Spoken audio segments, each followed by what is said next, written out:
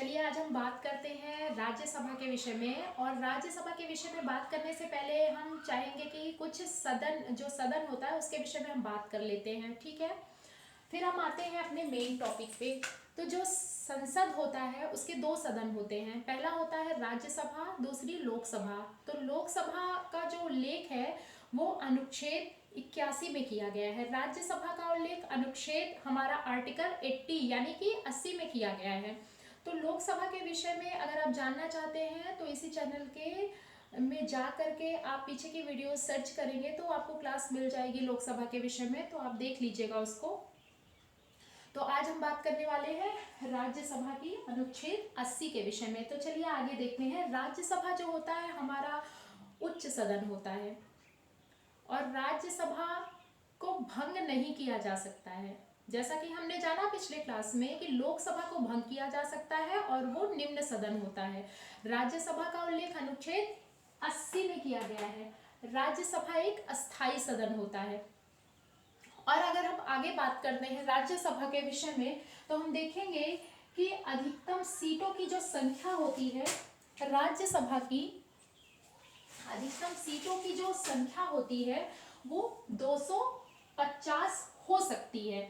अधिकतम सीटों की संख्या राज्यसभा की 250 हो सकती है। लेकिन अगर हम वर्तमान की बात करें तो वर्तमान में राज्यसभा में 245 सीटें हैं। अभी प्रेजेंट टाइम में वर्तमान में 245 सीटें हैं, ठीक है।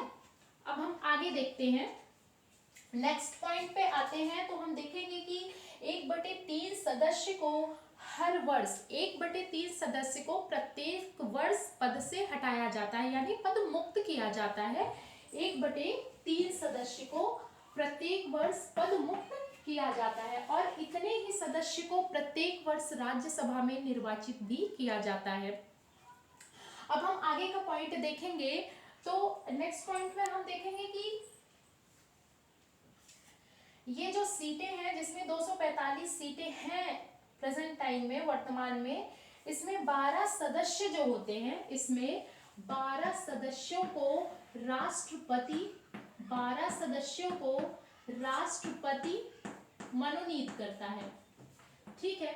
इसमें 12 सदस्यों को राष्ट्रपति मनोनीत करता है, ठीक है।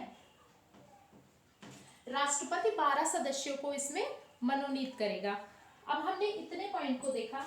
अब आगे देखेंगे हम, ये एक ऐसे सदन होते हैं जिन्हें कला, साहित्य, समाज सेवा, शिक्षा के क्षेत्र में विशेष ज्ञान हो। ये जो 12 सदस्यों को राष्ट्रपति मनोनीत करता है ना, ये ऐसे लोग होते हैं जिन्हें कला, साहित्य, समाज सेवा इन सब के विषय में पारंगत हो, यानी इन सब के विषय में उनको ज्ञान हो। उन्हीं 12 सदस्यों को राष्ट्रपति मनोनीत करता है।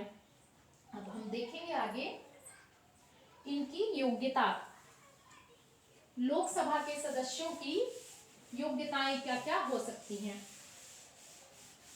आज मैं आपको इस क्लास में मेन पॉइंट बताऊंगी खाली लोकसभा के सदस्यों का, सॉरी राज्यसभा के सदस्यों का। अब देखेंगे योग्यता,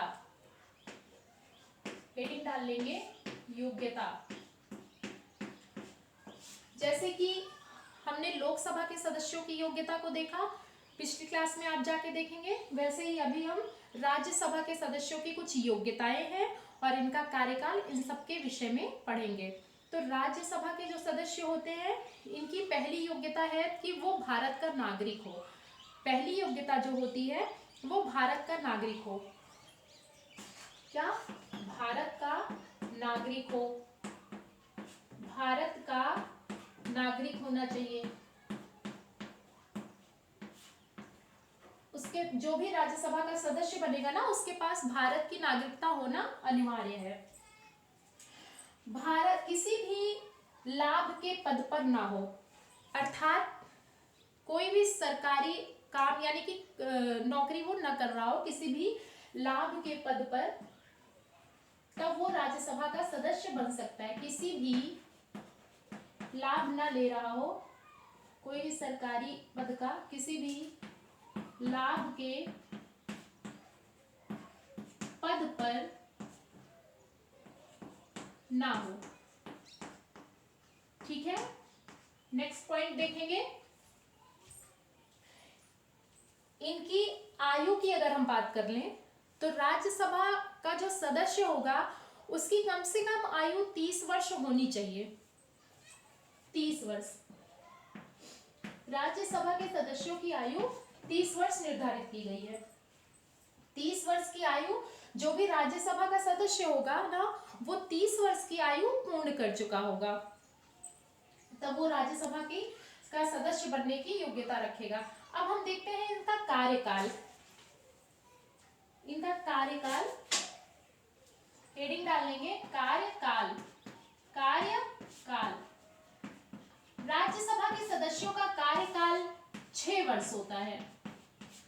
राज्यसभा सभा के सदस्यों का कार्यकाल 6 वर्ष होता है। जैसे कि लोकसभा के सदस्य का कार्यकाल हमने देखा था, उनका कार्यकाल एक बार सदस्य बनने के बाद उनका कार्यकाल 5 वर्ष का होता है, वैसे ही राज्यसभा के सदस्यों का कार्यकाल 6 वर्ष का होगा। ठीक है, अब हम देखेंगे आगे। अगर हम बात करते हैं निर्वाचन की, तो राज्यसभा के जो सदस्यों का निर्वाचन होता है ये राज्य की विधानसभाओं के सदस्यों के द्वारा होता है। राज्यसभा के जो सदस्य का निर्वाचन होता है, इसको आप नोट कर लीजिए, फिर आगे देखते हैं। यहाँ पे राज्यसभा के सदस्यों का निर्वाचन, राज्यसभा के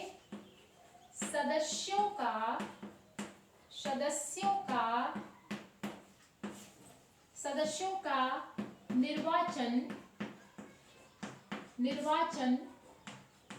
ध्यान रखिएगा, इनके सदस्यों का निर्वाचन होता है, ये निर्वाचित किए जाते हैं। राज्यसभा के सदस्यों का निर्वाचन राज्य की विधान सभा के द्वारा, विधानसभा के सदस्यों के द्वारा किया जाता है। ठीक है, जाता है। अब आप इसको चाहें तो नोट डाउन कर सकते हैं। और अब इसमें हमने काफी कुछ देख लिया। जो मेन पॉइंट था, मैंने आपको राज्यसभा के सदस्यों के विषय में, उनकी योग्यता, उनका कार्यकाल, मोटा पॉइंट की हमने बात कर ली है। बाकी तो इसमें पढ़ने को बहुत कुछ है। तो चलिए आज की क्लास यहीं तक। अगर आपको ये क्लास पसंद आई हो तो इसको लाइक, शेयर और सब्सक्राइब करें। Thank you for watching.